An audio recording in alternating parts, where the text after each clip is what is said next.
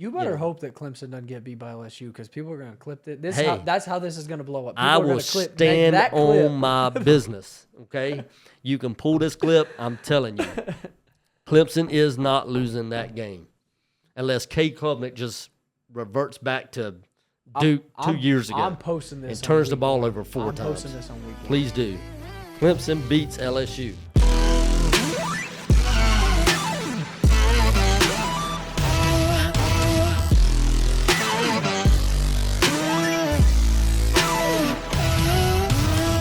Welcome to the Game Changers League podcast, where we're cultivating culture and shaping the future of sports with our conversations. I'm here tonight with my co-host, Corey Murphy. I'm Aaron Johnson. Tonight, we're going to take a little bit of a break from what we've been doing, and we're going to have a little fun talking about the upcoming college football season, what our predictions are for the season, who we expect to win each conference, who we expect to be in the playoffs, specifically more the final four of the playoffs. And then, we're going to talk about who are the surprise coaches, who are the most underrated coaches, who are going to be the surprise players this year, things of that nature in this episode as we get ready to dive into the college football season. Now, with this being said, I want to put in a disclaimer. Thank you. A disclaimer. College football practice has not officially started yet. So all of this can change if a star quarterback or a couple of star players tear an ACL, and they're out for the season. That could change a lot of things. But this is what we see based off of returning production, based off of what teams did last year, things of that nature. And I'm going to allow Corey, because he is one of the most passionate guys I know about college football, I'm going to allow him to take the lead on this episode. So, Corey, where do we get started at? Yeah, so I'm excited about this one. I do love college football. It's one of my favorite things in the entire world. We're gonna talk about a few things. We're gonna talk about conference champ predictions. We're gonna talk about our top 4 playoff teams. We're gonna talk national championship prediction. We are gonna talk about chaos teams. Yep. Who's a team in each conference that could shake it up? They're not picked to win necessarily, but what are some teams that could spoil some things? And then if we have time at the end, we'll kind of just lightning round. I'll just fire off some questions, talk about, like you mentioned, most underrated coaches, maybe a quarterback who has something they need to prove this year, a coach who has something they need to prove. Maybe Ryan Day beating Michigan one time. That'd be part of that. Who's your Heisman front runner, things of that nature. So I like it. Kicking it off, let's talk Power 4. Okay. We'll start with the Big 12. Okay. Who is your favorite to win the Big 12? All right. Favorite to win the Big 12. Who freaking knows? I mean, it's the Big 12. I don't know that there is a favorite outside of Arizona State. Well, I'll tell you this. I looked at the odds, the Vegas odds, and the top 4 is either top 4 or top 5 teams are all within 50 of each other. So it was like plus 600, plus 600, plus 650, plus 650. I'd say Arizona State, most returning production, although they lost Scatterbo. I mean, he did everything for that team. But great coach, a lot of experience, and experience matters. I think when you're competing for championships, even if you lose a star player, just having guys that are another year in the system, another year in the program. So I like Arizona State. I like Kansas State. I like it's going to be interesting to see what happens at Houston. I know one of the things we had talked about before was the coach coming over from Tulane, I think. Willie Fritz. Yeah, Willie Fritz. And the job that he did at Tulane and where he, his success, the places that he's been at. So I think he's going to be a difference maker for Houston. So I could see them kind of making some noise. Who am I forgetting about? Baylor would definitely be a team continue to be on the rise. Oklahoma State's, I think they've seen their better years. Well, I'll say it like this. I think, which I'm an Oklahoma fan, disclaimer. When I think Oklahoma State, I think roadkill. Yeah. Because they play dead at home. Yep. And then they get killed on the road. So yeah. That's how I see it. I would agree with you. I think. I've been to games at Oklahoma State. It's like a glorified high school football stadium. Just my own personal beliefs, and I know that I'm going to have a lot of Okie, Well, they here that doesn't agree with my assessment, but it is what it is. Yeah, it is. I remember seeing them play against Arizona State a few years ago, and it started raining, and it's a one-score game in the fourth quarter, and the stadium starts emptying out because people didn't want to sit in the rain. Yeah. That's not college football. Yeah. Yeah, I mean. I'll say Mike Gundy. I think a lot of Oklahoma State fans call for his job, but I don't know who else you're going to get in there. To be honest with you. I mean, who wants I think to go Mike Gundy's a good coach. I really Yeah. do, but I think that I think you're right. I would agree. I think they've seen their better years. So, I know a lot of Okie people just tuned us out. Yep, know, but they turned it off already. It is what it is. But yeah, so I mean, man, the Big 12 is just, it's to me it's the hardest conference to predict because there's always 100%. 3 or 4 or 5 teams, but there's no elite Cream team. of the crop. Utah, Yeah. that's another team. Utah, we yeah. haven't mentioned. Colorado. I mean, Colorado. I know that they lost. All world Travis Hunter, and they lost. Shedeur Sanders. They lost. Some other talent. But I mean, got a big time quarterback recruit. It's gonna be interesting to see what he can do. Here's the thing about like 5-star quarterback recruits that come in. That have had great success. They've always been surrounded by a tremendous amount of experience. I think of Deshaun Watson, Trevor Lawrence at Clemson, and other guys that came in like as a true freshman and took over a program. I mean, there was so much talent around those guys, and they were all world talent themselves, but the experience factor is huge. And so I think Colorado's going to take a step back. You name one which, if you know the answer to this question, feel free to throw it in the comments. Name me one elite NFL quarterback that you would think of as a great that started as a freshman in college. Yeah, I mean, even like of this era. Yeah, I mean, the closest to it, and he's a guy that's still got a lot to prove, would be Trevor Lawrence. Yeah. I mean, he hasn't had, outside of one season, had the kind of success that people expected him to have.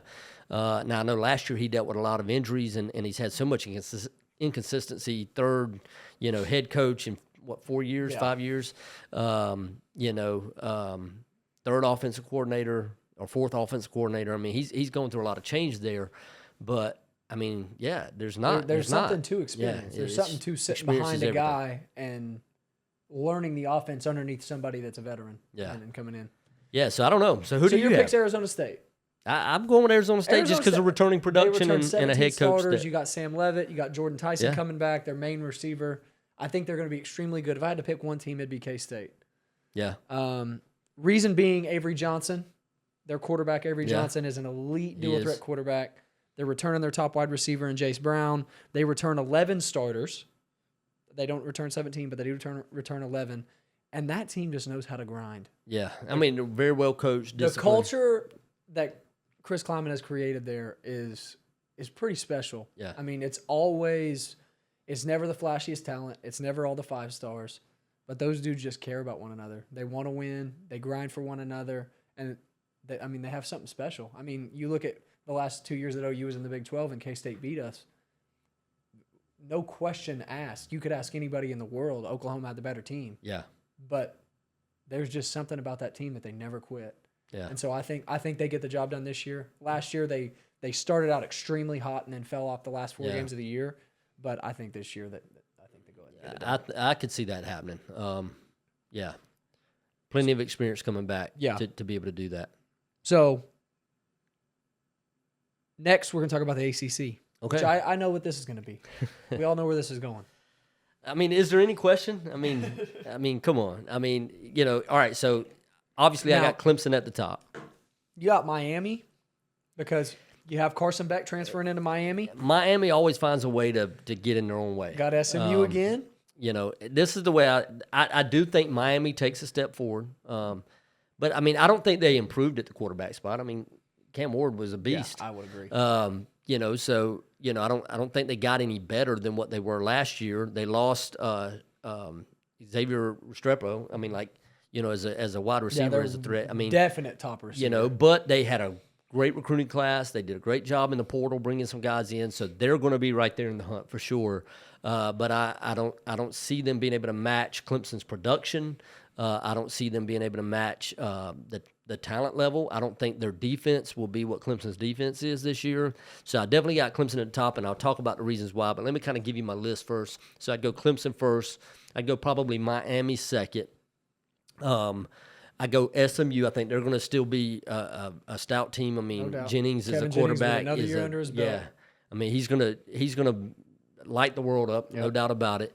I think they play a tougher schedule this year than what they had last year on the way to get to the ACC championship. But I think that they will be a team that will make some noise. So I've got them in there in third. I've got Georgia Tech in fourth and could make some noise as well, just because I really like what they're building there.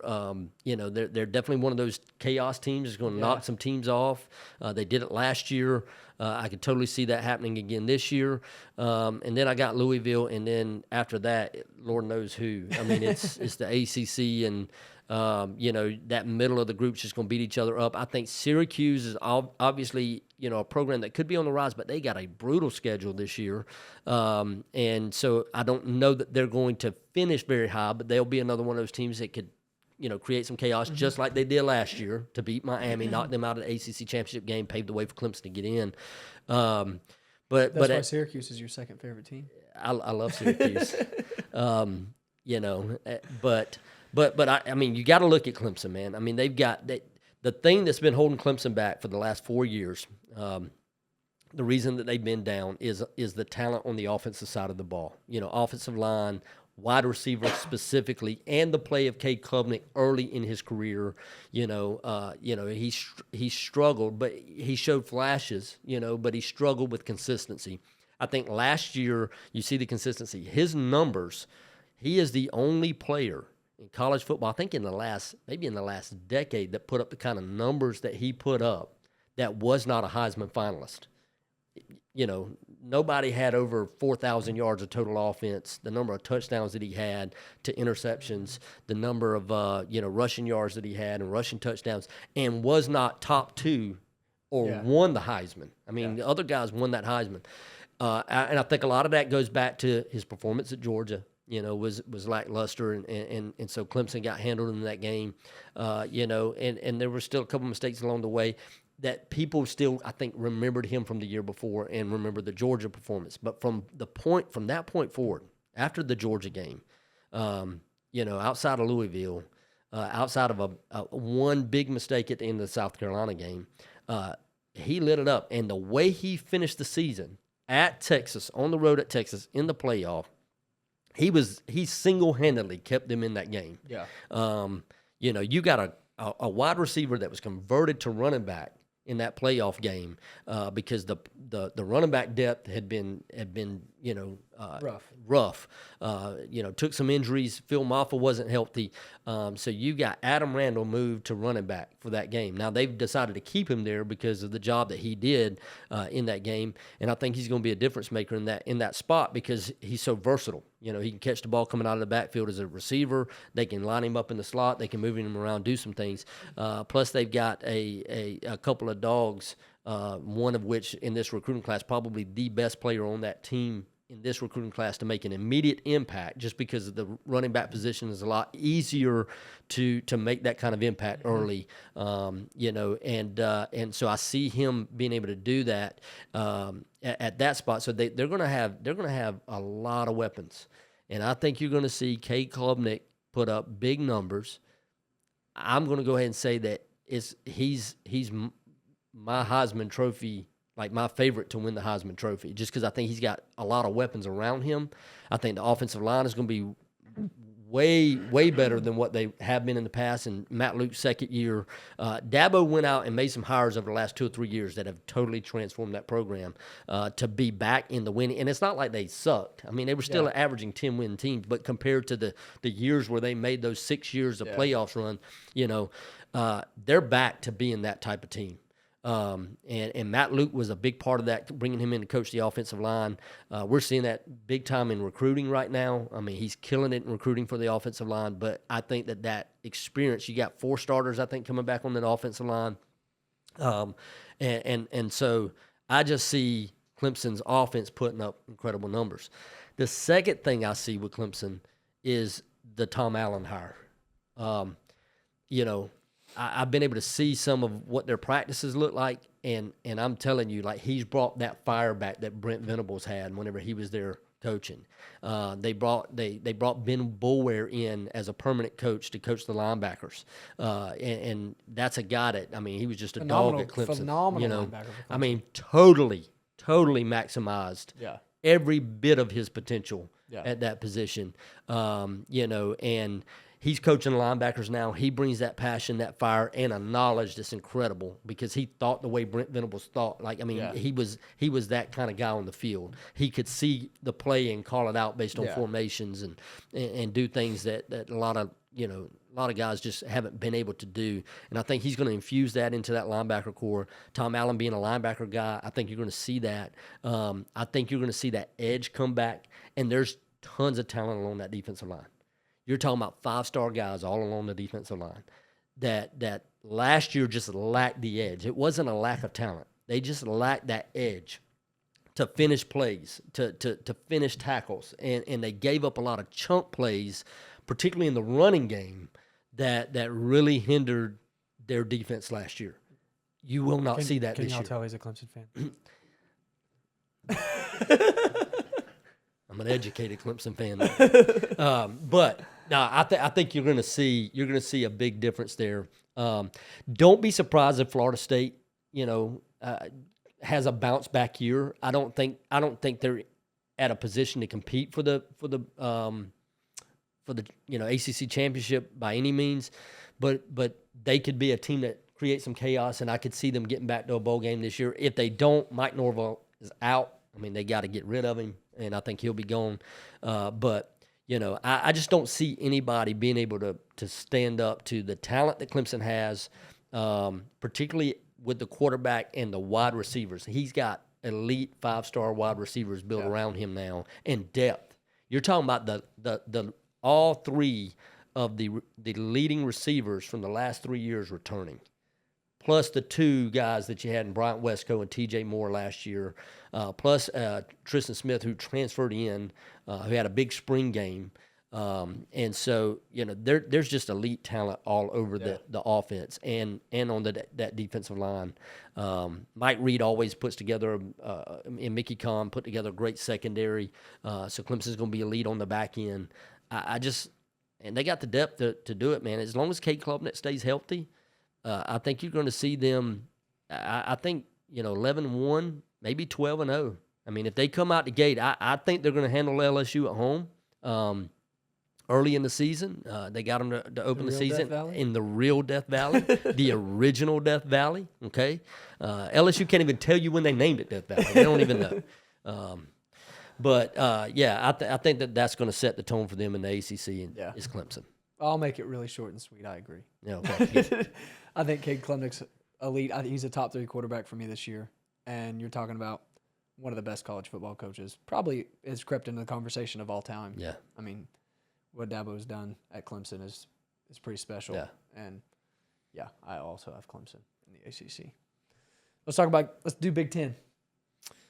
Man, Big Ten is one of those. It's we were kind of talking about this before. It's like, obviously, Ohio State. I think they got to be the favorite. I think Penn State's right there in the hunt with them. The question is, can James Franklin win a big game? I mean, we haven't seen him do it yet. And he lost Tom Allen. Now he gained. He didn't just lose Tom Allen. He lost Tyler Warren. Yeah, that's true.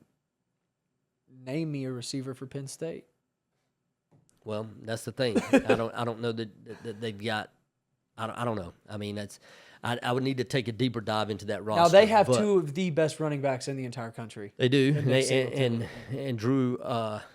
Drew Aller. Yeah, Drew Aller. He's a good quarterback. He's a great quarterback. But does he have anybody to throw the ball to? Yeah, we don't know yet. Right. Obviously, they made a big move in bringing in a defensive coordinator from Ohio State to replace Tom Allen.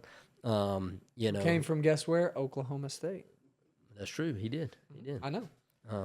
And that's one of the reasons why Oklahoma State sucks now, because they've lost all their talent around Mike Gundy. But anyway, so I think it's Ohio State, Penn State at the top. Oregon's going to be right there in the mix.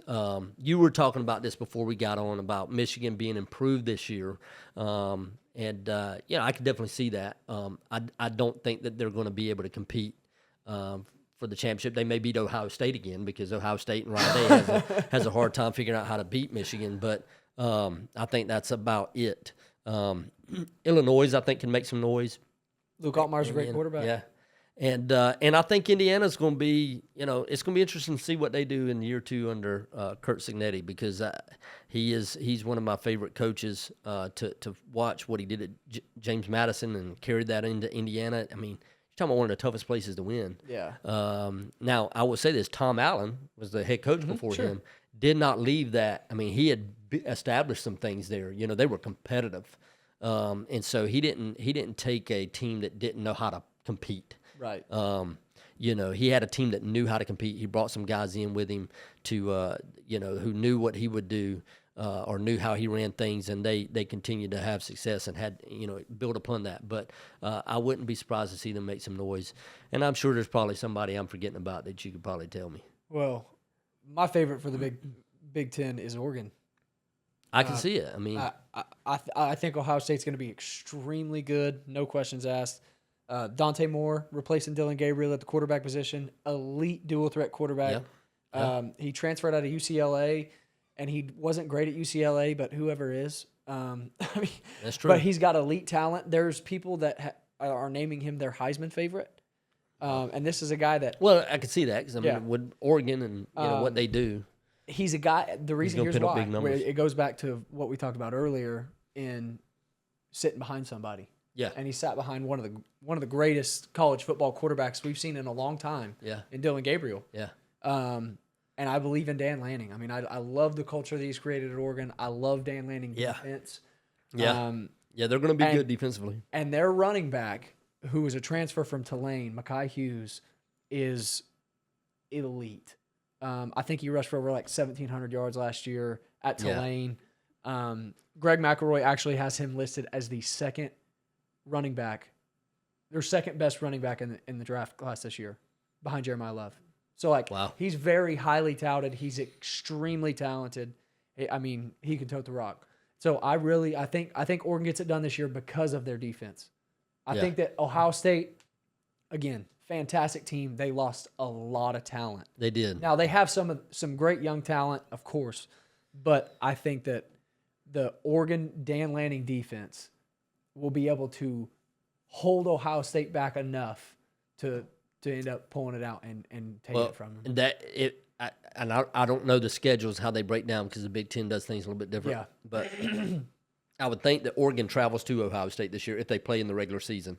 I'll look right quick. That's something we would want to look at, because, what I haven't seen yet is that Oregon's able to travel. I mean, that is a whole long West travel. Coast to East Coast, you see it. You've seen it play out in the ACC. They play Oklahoma State week 2. Did they really? Yeah, upset alert. They're going to throttle them. If you can't tell, we're not big Oklahoma State fans. They do not play Ohio State in the regular season. They don't play in the regular season, so that they got an easier path to the Big Ten championship. So they do or play the Big Penn Championship. State. So they play Penn State at Penn State or in Oregon. It's at Penn State. At Penn State. So that could be that can they go on the road to the East Coast and win? Will be big, but we'll see what happens there. Yeah. I mean, I could totally see any one of those three teams. Oregon, I think it's going to come down to those three. Yeah. Oregon, Ohio State, Penn State. And I don't know that anybody would disagree with that. Yeah. I could totally see Oregon, but I still like Ohio State's. Whenever you've been to the mountaintop and you've won a national championship, you get over that hump.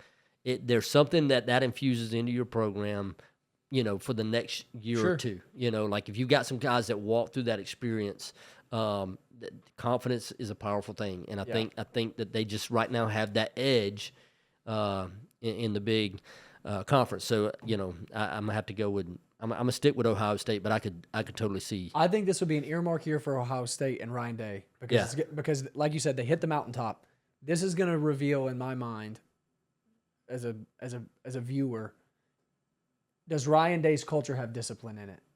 Well, that's true. Yeah. We talked about this with Brent Marley. Yep. After you win, like their word for this year, this football season is discipline. Yeah.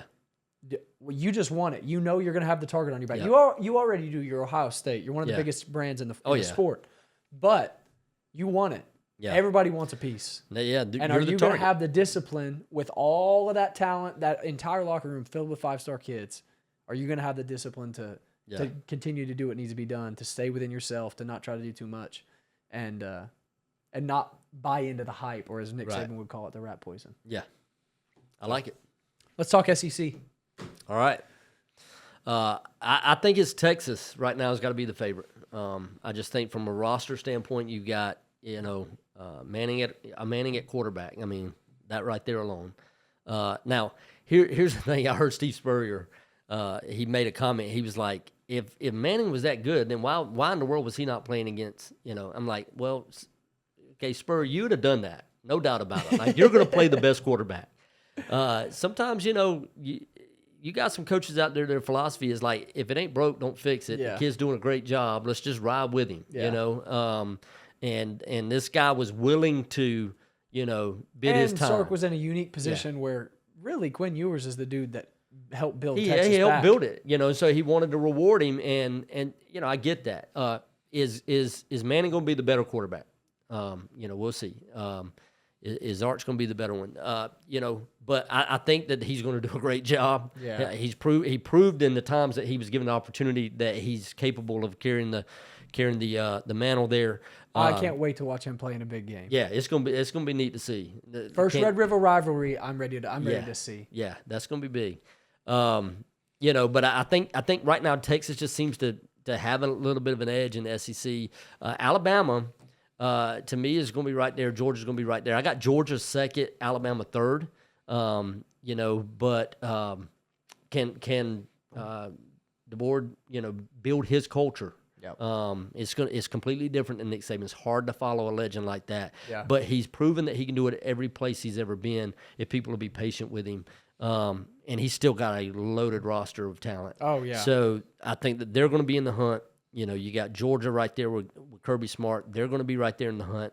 There's not a I wouldn't say there's a huge talent difference between Texas, Georgia, Alabama. Yeah. I think those three teams are all loaded. What I like is the quarterback position at Texas, and for me that's the difference maker.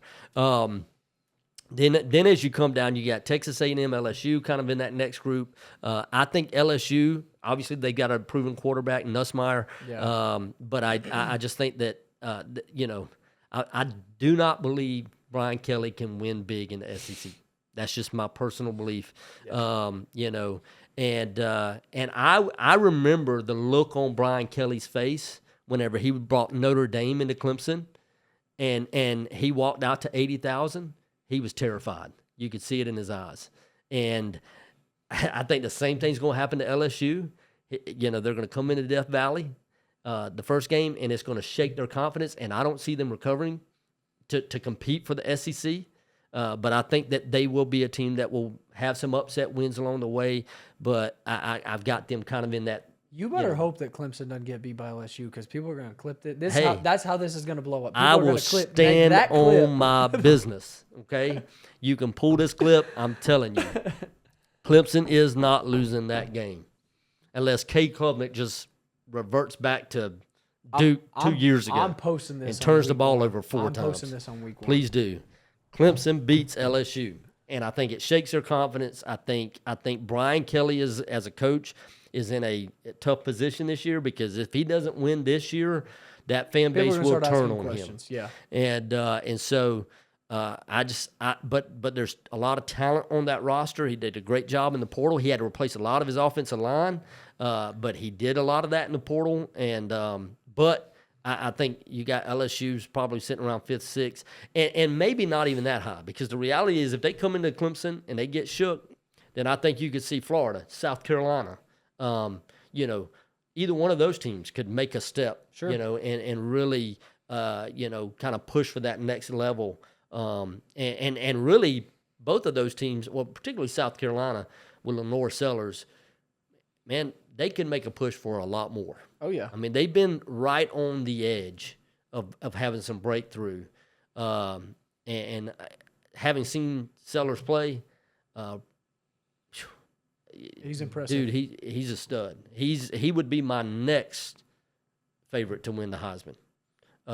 You're talking about a Cam Newton with a lot more poise, and to me, just a lot smarter. 6'4", 240 pounds. Yeah, and so I mean, there's there's some teams that could break through. I got South Carolina, Florida, and then Ole Miss kind of in that next group, and then Vanderbilt is a chaos team.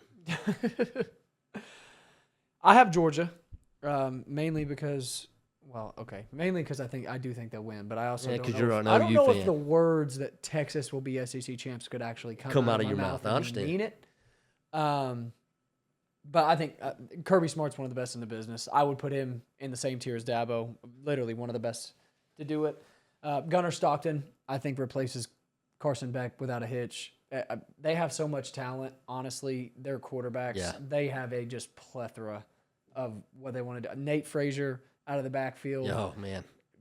He's a beast. From underneath the shadow of Etienne, who went to the NFL, I think he is going to explode. I mean, that is a semi-truck.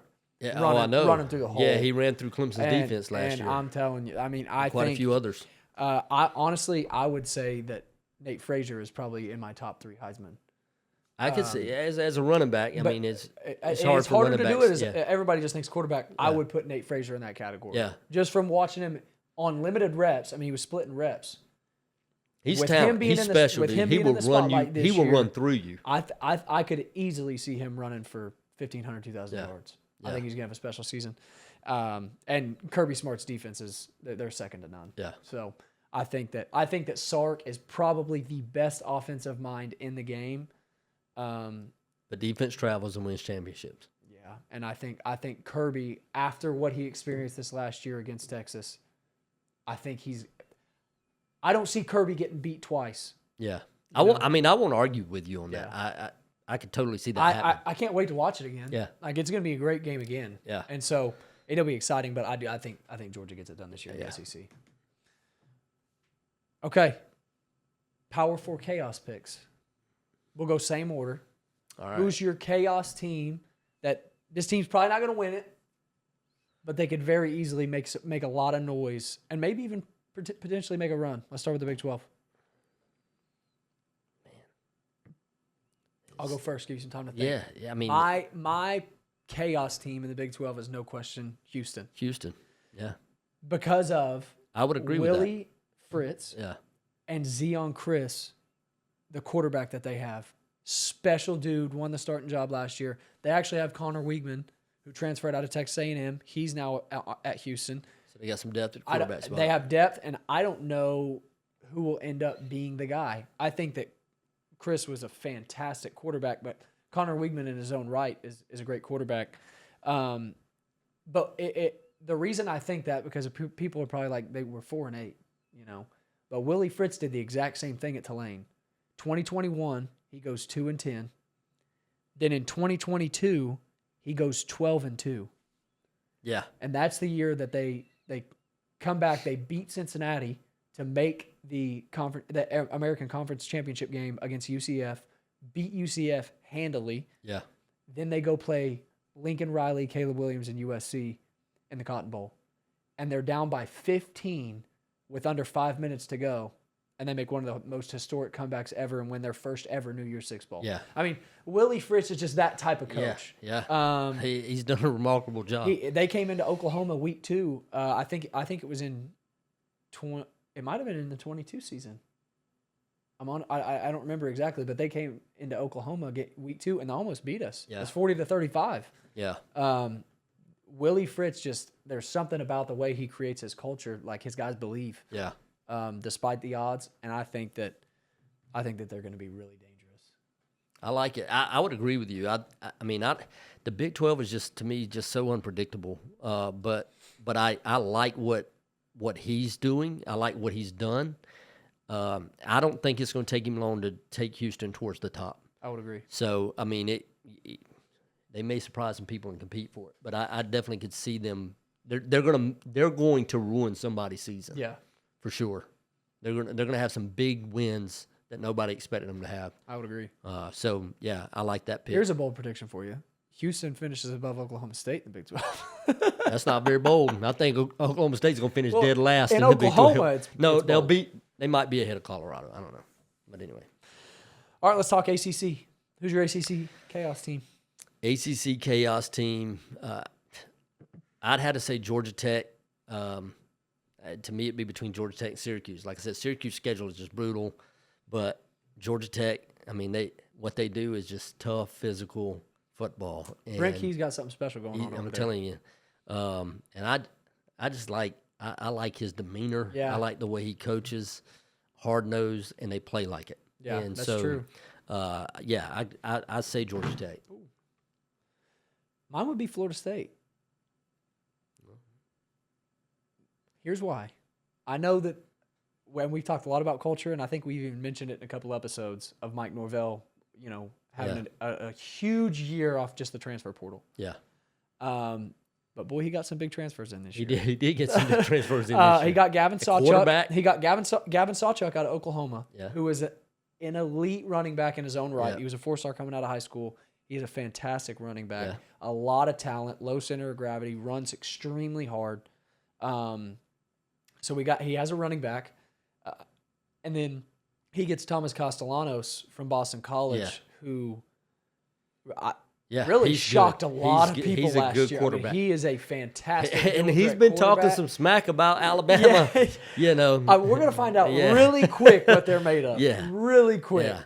I think Alabama's going to smack them personally, but I think, I can see that. I can see Florida State, though, kind of turning their season. Here's the around. biggest thing for me is they got Squirrel White from Tennessee, and they haven't had talent like that at the receiver spot in a while. How did I not know that? I'm not sure, but Wow, yeah, I he think did that do is some big going things to in the be portal. Okay, huge for them. but Now- here's the thing: are they built in the offensive and defensive lines? Right. That's to me that's the big and question. we've seen what Mike Norvell can do with a high octane offense. Yeah. Can they protect him? Yeah. But the thing about Castellanos is his line wasn't great at Boston College. He was terrible. But he's so elusive Yeah. and he's such a playmaker. Yeah. I mean, he can make a lot of special things happen. So I that would agree. be my chaos team in the ACC. I like it. I think that Florida State has the potential to win 8 games this year. I could see that. Yeah. And I think that they really create some noise. It's one of those teams that they're on your schedule and you're like, I don't like it. Yeah. Big Ten. Clemson still beats them, but go ahead. Big Ten. Chaos team. Illinois. I like it. Illinois. We saw what they did at South Carolina in the bowl game. Is it Belima, Brett Belima? Mm-hmm. He's built a pretty solid program there. I don't think they can compete at the top, but I can see them pulling an upset that's going to ruin somebody's season. Absolutely. I got Nebraska. Oh. I I always forget about Nebraska. man. I love Matt Rule, and I love the Nebraska program. Yeah.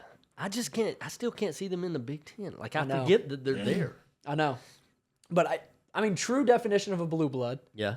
They remind me of a Texas. Yeah. That like just falls off the planet. Yeah. Like have no idea where they went. But this could be a comeback year.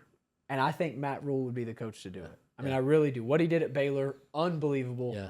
I can see And that. goes and tries to make it in the NFL, doesn't do it, and then comes to take. I think Matt Rule, Dylan Raiola at the quarterback spot as a sophomore, a year of experience. They had some games last year where like they were in it, and then their inexperience and their youth kind of showed up late in games. Yep. So another year of experience with some of those guys can make a difference. Yeah, and I think Dylan Raiola takes a huge step. He turned the ball over quite a bit last year, but I think he takes a huge step forward, and I think they create some chaos in the Big Ten. I think that they beat some teams that they shouldn't. Like I could see them. I don't even know if they play Penn State, but like I could see them upsetting a team like a Penn State. Yeah. So Yeah, I that would can be see my that. chaos Yeah. team. Last and not least, SEC.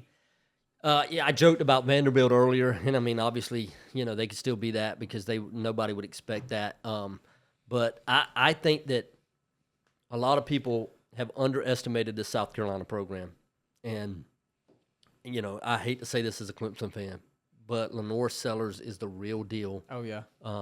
They got some talent around him, and so the question is, can they replace what they lost in the defensive line and in the defense? The back seven. They've addressed that well. Shane Beamer's been one of those guys who's been able to go into the portal, get a few guys, plug them in, and it not affect the culture. Yeah. You know what I mean?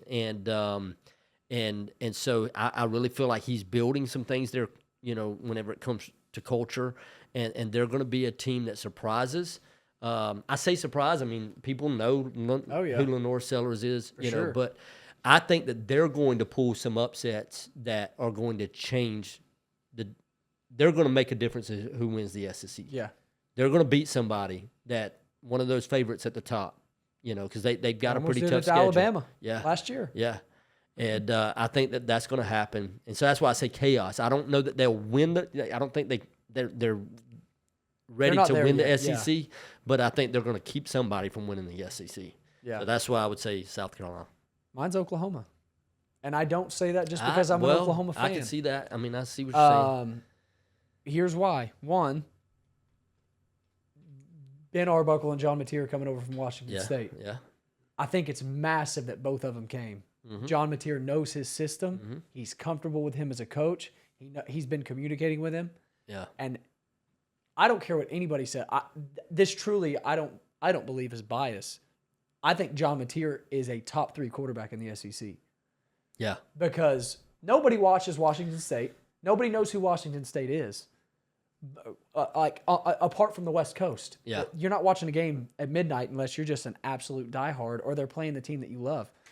John Mateer, what he did last year at Washington State was unreal. Now, I know the SEC is a huge step up in competition. It's a completely different world. But I think that it transfers. Like I think he's an elite quarterback, elite dual threat. I think that they have a chemistry that, again, you don't have to worry about him trying to plug and play into a new system. Yeah. Because his system's coming with him. I like Cam Ward's an example. Cam Ward was at Washington State before he went to Miami, but not many people knew who Cam Ward was before he got to Miami. Yeah. But he was the same elite quarterback. Oh, yeah. I mean, he put up stupid numbers when he was at Washington State. And another reason is Jaden Ott, who is he's a top 3 to 5 running back in this draft class this year, coming out of California. Yeah. Was hurt last year, but is just an elite running back. I mean, if he can stay healthy, I think that they create a lot of chaos. I think Oklahoma's team this year hinges on if the offensive line is healthy. Yeah, no doubt. I mean, last year was terrible for them. I mean, and I don't use that as an excuse to. Well, it just was. I mean, it is what it is. I mean, it was patchwork all year long. And our front seven on defense, is elite. Yeah, I mean, it's a Brent Venables defense. Exactly. They're going to keep you in games. Yeah. And so if that offense can turn things around, I think they could create some chaos and could compete for, top 4 or 5, teams. And Oklahoma has a super hard schedule again this year. They do. That's the only reason I didn't have them rated higher coming off of where they were at last year, but I could definitely see them creating some chaos. And if they were to get hot, at the right time, then, sure, they could put themselves in a position to make some noise. But I think they'll create some chaos. I think by the time the Red River rivalry shows up, we'll know what kind of team Oklahoma will be. Yeah, no doubt. Next season. No doubt.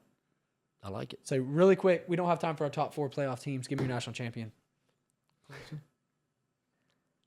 Dude, I'm just telling you, like they're going to be top 4. I mean, I would give you my top 4 real quick. It would be Clemson, Texas, Georgia, and then whoever comes out of the Big Ten.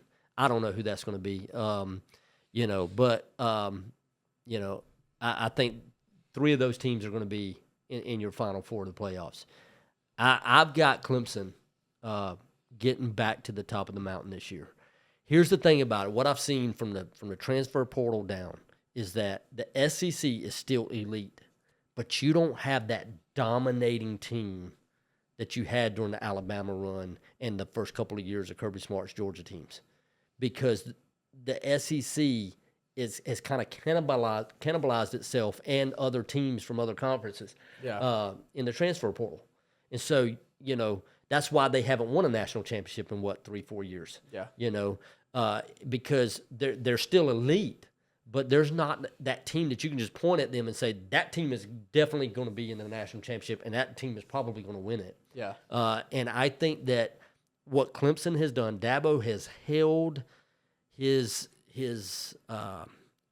what's the word I'm looking for? I mean, he has held the path that he's been on to say, we're going to build culture with culture. We're going to build with our guys. We're going to retain our guys. And he did that. He retained almost his entire roster. They didn't lose anybody of any real value or significance to the transfer portal.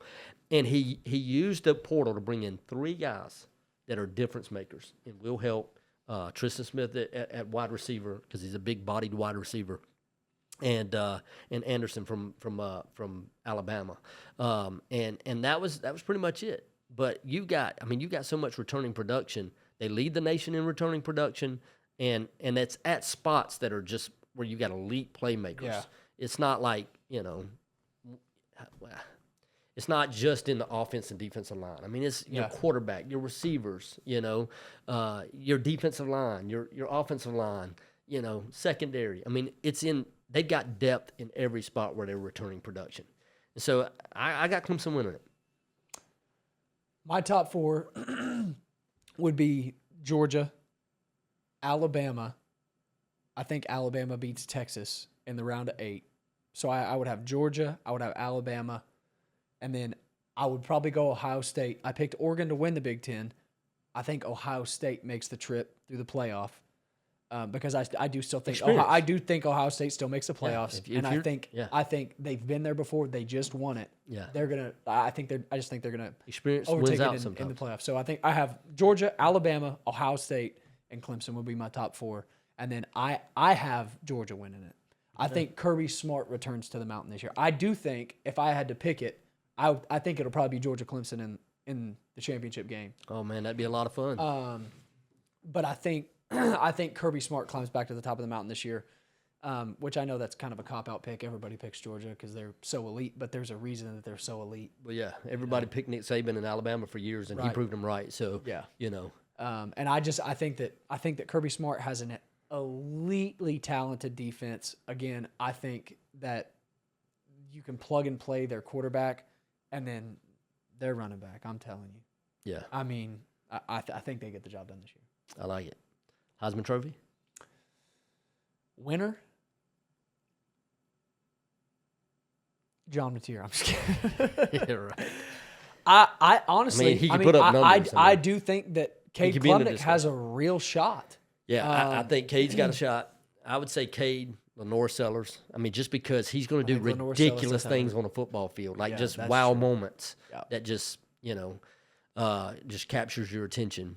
And who knows what Arch Manning does. I mean, if he has a big year, just the sake of his name is going to carry him there. The sake of the Texas brand is going to carry him there. That's true. I think if Cade takes Clemson to the mountaintop, though, man, how do you keep him from winning it? Because he's going to put up as good or better numbers than he did last year. And 2 years in a row putting up those Heisman numbers like that. I mean, I would be convinced that there's something against picking a Clemson player for the Heisman Trophy because none of them have ever won it. Yeah. We've never had a Clemson guy win the Heisman Trophy. I'm going against the grain. I think it's not a quarterback this year. I'm going to pick Nate Frazier to win the Heisman Trophy. Well, if Georgia gets to the national championship, I think he rushes for over 2,000 yards this year. I think he wins the Heisman Trophy. He'll be like the Alabama running backs that won it. So I can see that. But I think there's so many good quarterbacks out there. I'm going with a quarterback. So, well, good discussion. Yeah, it was a lot great. of fun. Yeah. Thanks for joining us. Hey, throw down in the comments. Give us your top 4 playoff teams. Give us your national champion. And if you want to do the whole thing, give us your Power 4 champions as well. Yeah. Love it, man. Great job. Thanks. All right. We'll see you next time.